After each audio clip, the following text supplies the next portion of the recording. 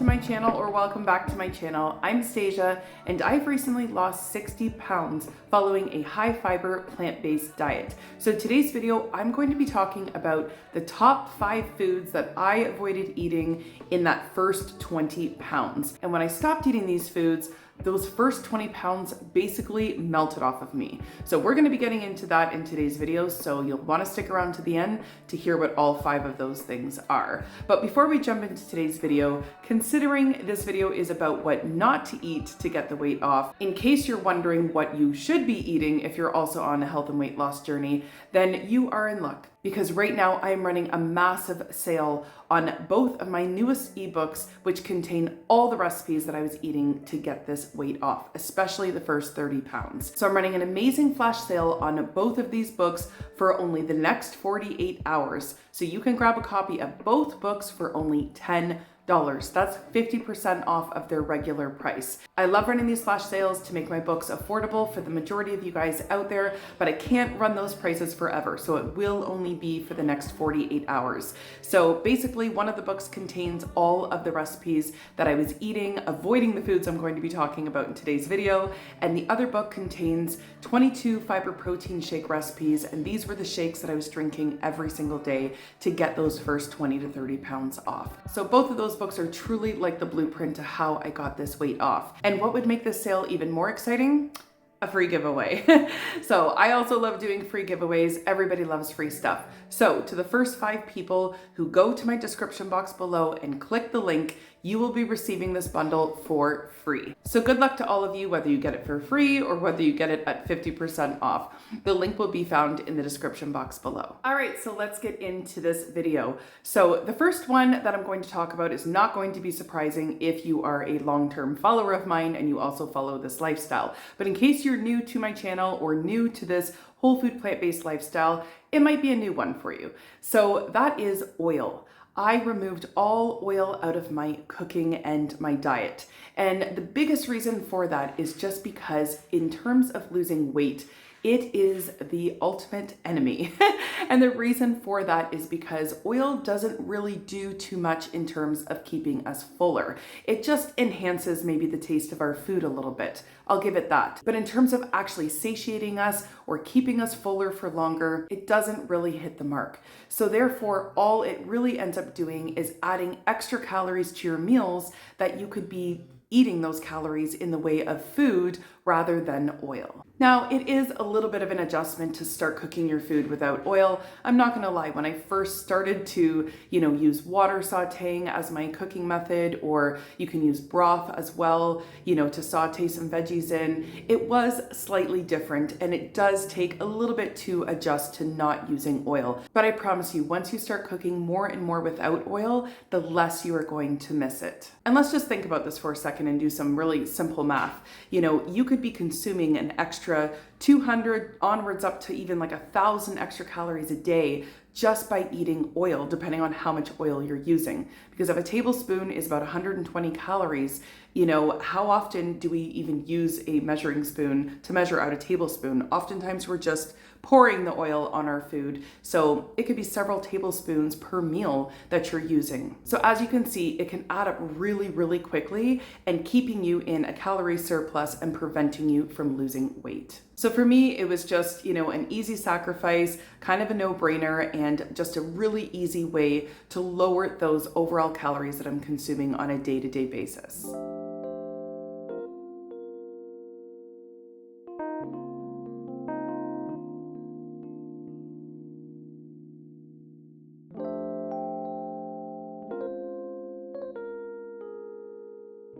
All right, so the next one I want to talk about, and one that I was really good at avoiding, especially in those first 20 to 30 pounds, is liquid calories. And I know a lot of people just cringe in their seat, when they hear that, because so many of us are coffee drinkers. So this is usually a sensitive one for a lot of us. Fortunately for me, I've never really been a true coffee drinker as I don't consume caffeine, but I do enjoy a nice cup of decaf coffee. So I can appreciate why there are so many coffee lovers in the world. Add the fact that you get that caffeine boost for those of you who drink caffeine.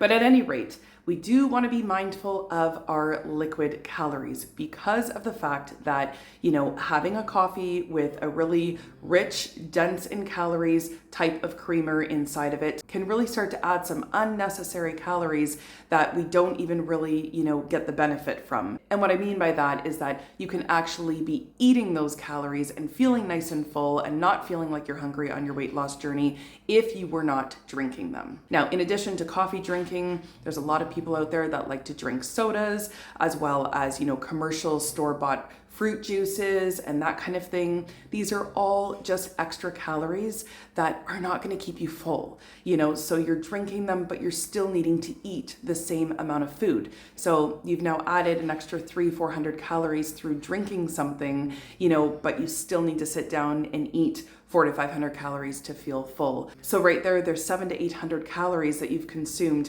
because you had that extra drink. Now, a lot of you might be feeling a little bit confused if you're a follower of mine because you know that I drank my fiber protein shakes all throughout my first 20 and 30 pound weight loss. So you might be scratching your head right now wondering why I'm saying, don't drink any liquid calories, but meanwhile I had my shakes every single day. Well, let me explain.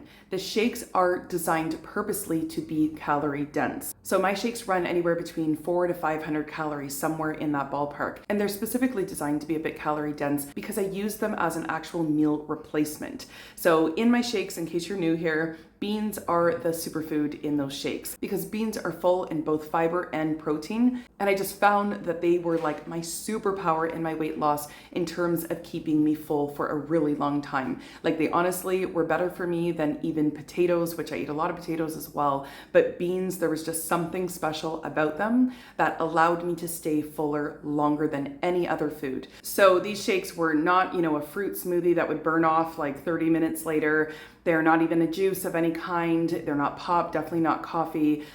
They were an actual meal replacement and pretty much they're food in a cup. It's a meal in a cup. So for me, they did not hinder my weight loss. They helped my weight loss.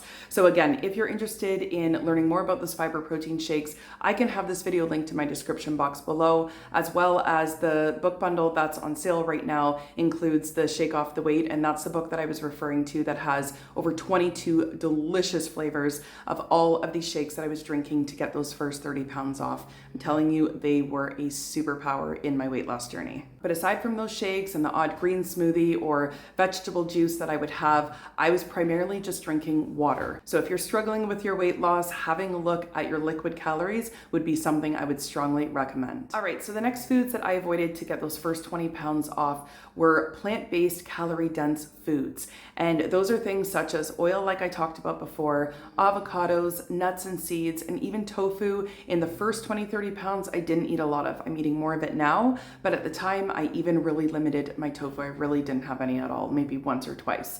So it's those calorie-dense foods that you want to be mindful of. And I think often there's a lot of confusion over it because these foods are really healthy for us. Nuts and seeds are an amazing part of a plant-based diet, as well as avocados. And if we're looking at them from a nutritional profile, that's a completely different topic. But when it comes to weight loss, you have to be very careful and mindful because they are calorie dense. So they can easily keep you in a calorie surplus or even worse, make you gain weight. And that's not what we want on a weight loss journey. So once I cut all of those overt fats out of my diet, that is really when the magic began. Like I literally couldn't believe how fast the first 20 pounds flew off of me. So I would say above anything else, removing the overt fats from my diet was the ticket to seeing the weight finally start to budge. And I should throw in here that I am no stranger to what it means to struggle to lose weight. I've had weight issues my entire life. I've been up, I've been down, I've tried this, that, and all the diets around the block, just like most of you who are probably watching this video right now.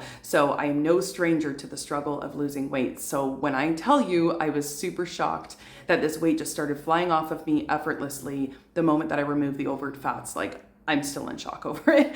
But anyway, so I did keep track of the main meals that I was eating that had no overt fats whatsoever. And I even went back and revisited some of my original dressings that I would use on my salads that, I use nuts and seeds as the base, and I swapped those nuts and seeds out for beans and just really lowered my fat intake across the board. And yeah, the weight just started to come off. So again, all of those recipes that I was eating the most of during that first 20 to 30 pound weight loss can be found in my no overt fats. So in that cookbook, you're gonna find absolutely no overt fats included in any of the recipes. All right, so the next foods that I avoided during that first 20 pound weight loss or so were breads and noodles, kind of those drier starches. And I know that there's a lot of really healthy ones on the market right now, which I'm super thankful for, all these amazing companies coming out and, really trying to use minimal processing and healthier, cleaner ingredients. So super thankful for that. But for me, when I was really focused on getting this weight off, I just wanted to focus on, whole foods, those wet starches like potatoes, sweet potatoes, beans, rice, all of those wet starches that, are just fresh, whole foods, natural, and very minimally processed. So those were the types of starches that I was eating to get those first 20 pounds off. But focusing on those wet starches, especially when I'm in the weight loss mind frame, like really trying to, dial in and get this weight off, then I would strongly recommend focusing on those wet starches. I just found that the wet starches are more filling. You get more bang for your buck, calorically speaking. So anyways, focusing on those wet starches, those whole, intact, minimally processed starches was the way that I lost those first 20 pounds. Okay, and lastly, I tried to avoid eating meals that had too many ingredients or, following recipes that were just super complicated with 1,000 different things. I really tried to simplify it. And there's a couple of reasons for that. One, the easier, your meals are, the easier your prep is, the easier cooking is, the more likely you are to continue doing it. The more complicated and overwhelming it feels, the more likely you are to throw in the towel and be like, forget this. My apologies, my son is playing in the background if you're catching any of his squeals and shrieks. But anyways, the second reason that I avoided eating complicated meals was also just being mindful of those calories. It's pretty easy to have a rough estimate about, how many calories a sweet potato contains. I mean, Google can tell any of us that. But when you have, let's say like a sweet potato casserole with lentils mixed in there, onions, garlic, and maybe raisins, or I don't know, just you can imagine a bunch of different ingredients that some, complicated recipe might call for, it's a lot harder to gauge how many calories you're consuming. And in all honesty, it's a lot easier to overeat those types of meals as well. So when I was going through my initial weight loss phase, I really just focused on really simple meals. And even my own recipes are never too complicated. I only ever have a handful of ingredients that you probably already have kicking around in your kitchen like I did. And I just kind of whipped them together to see what would happen. And that's honestly how most of my recipes come about.